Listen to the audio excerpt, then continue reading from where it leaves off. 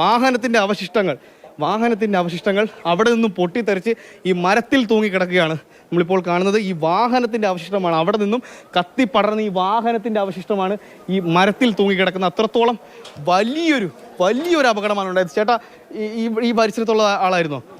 കൊള്ളയുള്ള വീടാ ചേട്ടാ.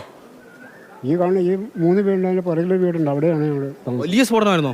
നല്ല അത്യാവശ്യമായിട്ട് സ്ഫോടനമായിരുന്നു. ഞങ്ങൾ ഭക്ഷണം കഴിച്ചുകൊണ്ടിരിക്കുമ്പോഴാണ് സംഭവിച്ചത്.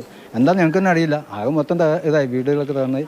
2-3 പേർക്ക് പരിക്കുണ്ട്, കൊണ്ടുപോയിട്ടുണ്ട്. എന്താ പിന്നത്തെ വിവരങ്ങളൊന്നും ഞങ്ങൾക്കറിയില്ല. പേടിച്ചു പോയല്ലേ? പേടിച്ചു പോയി കഴിച്ചോണ്ടിരിക്കുന്ന ഒരു 90 വയസ്സായ 10-89 വയസ്സ് അമ്മയുണ്ട്. അമ്മ അവിടെ കൊണ്ട് ഇരുത്തിയേക്കാടെ.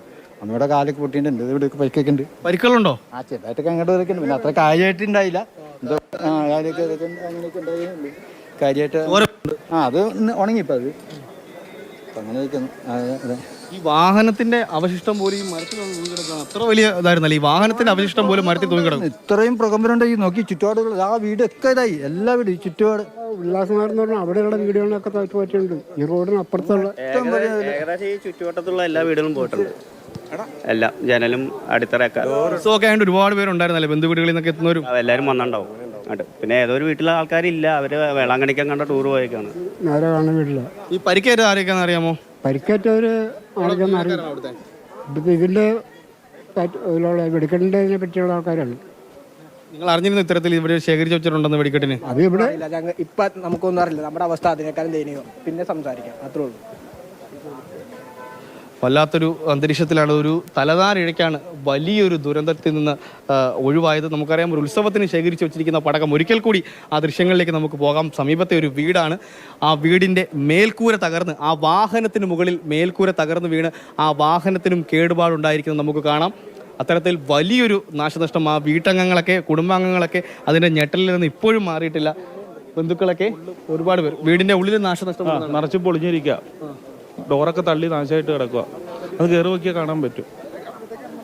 ഈ വഴി കാരണം വലിയൊരു ദുരന്തമാണ്. നമുക്കറിയാം, ഇതിൻ്റെ ഈ വീടിനോട് ഏറ്റവും ചേർന്നുള്ള ഈ പടക്കക്കടയോട് ഏറ്റവും ചേർന്നുള്ള ഒരു വീട്ടിലാണ് നമ്മളിപ്പോൾ ഉള്ളത്. വലിയൊരു ദുരന്തമാണ്. തലനാരിഴയ്ക്കാണ് ഇത്ര വലിയൊരു സ്ഫോടനം. 2 തവണ സ്ഫോടനം ഉണ്ടായെന്നാണ് അറിയപ്പെടുന്നത്. ഓട് വീഴാൻ സാധ്യതയുണ്ടെന്നാണ് പറയുന്നത്. ഇവിടെ നിന്ന് കഴിഞ്ഞാൽ ഓട് വീഴാൻ സാധ്യതയുണ്ടെന്നാണ് പറയുന്നത്.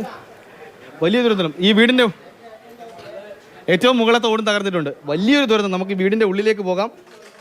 ഒരു വീടിൻ്റെ ഉൾഭാഗമാണ്. അത്രത്തോളം ഈ വീടിൻ്റെ ഉള്ളിൽ പോലും ഇത്രയധികം പ്രകമ്പനം എത്തുന്ന രീതിയിൽ വലിയൊരു ഉഗ്രസ്ഫോടനം തന്നെയാണ്. ഈ പടക്കക്കടയോട് ഏറ്റവും ചേർന്നുള്ളൊരു വീടാണ്. ആ വീട്ടിലെ സാമഗ്രികളെല്ലാം തകർന്നു കിടക്കുകയാണ്. അത്രത്തോളം വലിയൊരു പ്രകമ്പനം. അലമാരിയിൽ നിന്നൊക്കെ സാധനങ്ങൾ താഴെ വീണ് പൊട്ടിയിരിക്കുന്നു.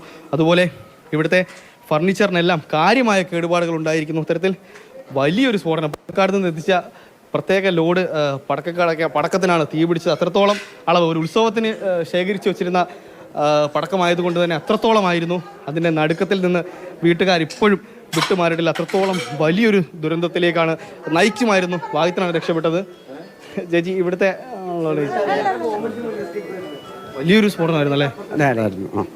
വീട്ടിൽ വലിയ നാശനഷ്ടമാണല്ലോ. പ്രത്യേകിച്ച് പിന്നെ പറയേണ്ട കാര്യമില്ല. വീട്ടിലെ ഫർണിച്ചറൊക്കെ തകർന്നല്ലേ? കംപ്ലീറ്റ് പോയല്ലോ. നിങ്ങൾ വീട്ടിലുണ്ടായിരുന്നു? ഞാനുണ്ടായിരുന്നു. ഞാൻ അകത്തോട്ട് ഇരിക്കുമായിരുന്നു. ഇങ്ങോട്ട് വരാൻ പറ്റിയില്ല. സൗണ്ട് പെട്ടെന്ന് വരാൻ പറ്റിയില്ല. ഈ ഗ്ലാസ് അല്ലേ, മുഴുവൻ ഗ്ലാസ് കിടക്കുക. വൈഫ് അവിടെയായിരുന്നു. ഇങ്ങോട്ട് വരാൻ പറ്റിയില്ല. ഇത്രയധികം സ്ഫോടനമായിട്ടും രക്ഷപ്പെട്ടത് ഭാഗ്യമല്ലേ? തീർച്ചയായിട്ടും. ഭയങ്കരമായിട്ട് തീർച്ചയായിട്ടും. ഞാൻ ഈ റേഷൻ കടയിൽ വർക്ക് ചെയ്യണേ. അപ്പോൾ ആ പറയുന്ന സ്ഥലത്ത് ഒരാളെ ഉണ്ടായിരുന്നുള്ളൂ. അതിൻ്റെ അകത്തൊക്കെ തകർന്ന് കിടക്കാം. അതിൻ്റെ അകത്ത് മുഴുവൻ ബിൽഡിങ്ങും ഒക്കെ പോയി. പിന്നെ ഈ വീട്ടുകാർ വേളാങ്കണ്ണിക്ക് പോയ കാരണം കൊണ്ട് അവർ രക്ഷപ്പെട്ടു. അവരുടെ വശം കണ്ടില്ല. ഏറ്റവും തകർന്ന പിന്നെ അവസ്ഥ ജനലുകൾ സകലതും പോയി, അകത്തോട്ട് പോയി, എല്ലാം തകർന്നു. അത്രയും രൂക്ഷമായിട്ടുള്ള സ്ഫോടനമായിരുന്നു. ചേട്ടാ, ഇവിടെ ഇതിനകത്ത് ഉണ്ടായിരുന്നു ചേട്ടൻ ഈ സ്ഫോടനം നടക്കും? എവിടെയായിരുന്നു ഇരുന്നത്? ഞാൻ ഇവിടെ ഡൈനിങ് ടേബിളിൽ. ആ മുറിയിലായോണ്ട്? അതെ അതെ അതെ. ഒരു വശം മുഴുവൻ? അതെ, അത് ആ മുറിയിലായതുകൊണ്ട് ഇത് ഈ വാതിൽ തുറന്നു കിടന്ന ഈ വാതിൽ തുറന്നു കിടന്നുകൊണ്ട് ഇത് പോയില്ല. അത് അടച്ചു കിടന്ന വാതിലാണ്. അതാണ് മുഴുവൻ പോയത്. അതായത് ഈ പടക്കക്കടയോട് ചേർന്നുള്ള ഈ ഭാഗത്ത്, അതായത് ഈ വീടിന്റെ ഗോഡൌണാണ്. പടക്കക്കടയില്ല അത്. ഇവിടെ അവരുടെ ഓഫീസ് മാത്രമല്ല. അവിടെ സാധനങ്ങൾ കാലത്തെ സാധനം കൊണ്ടുവരുന്നത് ഞാൻ കണ്ടതാ വാനില്. നിങ്ങൾ അറിഞ്ഞിരുന്നോ ഇത്തരത്തിൽ കൊണ്ടുവരുന്നുള്ള കാര്യം? ഈ കുടുംബം എങ്ങനെ അറിയാൻ? അവര് ഇത് ചെയ്യണല്ലേ. അപ്പൊ ഈ സാധനം വന്ന് അതിന്റെ അകത്ത് കയറ്റി ഇടുന്നതൊക്കെ കണ്ടതാ. രണ്ടാമത് ആ സാധനം വന്നു. അത് കഴിഞ്ഞിട്ട് ഒരു ഇത് കൊണ്ടുവന്നിട്ട് 1 മണിക്കൂർ കഴിഞ്ഞ പിന്നെയാണ് ഈ സ്ഫോടനം. ഒരു 1.25 മണിക്കൂർ ശേഖരിച്ചു വെച്ചിരുന്നായിരുന്നു അല്ലേ? ശേഖരിച്ചു വെച്ചിരുന്നു. ശേഖരിച്ച് പഴയ അവിടെ നിന്ന് കൊണ്ടുവന്ന് വെച്ചതാണോ ഇല്ലയെന്ന് അറിയില്ല. വാൻ വരുന്ന കയറുന്ന കാണുന്നു. ആ വാൻ കിടപ്പ് കണ്ടില്ല. അവർക്കാണോ പരിക്ക് പറ്റിയത് വാനിലുണ്ടായിരുന്നവർക്ക്? പിന്നെ അവരൊരു 10-13 ആൾക്കാരുണ്ടായിരുന്നു അവിടെ. ചെറുപ്പക്കാരുണ്ടായിരുന്നു, പ്രായമുള്ളവരുണ്ടായിരുന്നു, ഇവരൊക്കെ ഉണ്ടായിരുന്നു. പക്ഷെ ഇതായിരുന്നു. പിന്നീട് ഇതിന്റെ എവിടെയോ സ്ഫോടനം പിടിച്ച വാൻ്റെ അകത്തുനിന്നാണോ അപ്പുറത്തുനിന്നാണോ എന്നൊന്നും ഒരു പിടിയില്ല.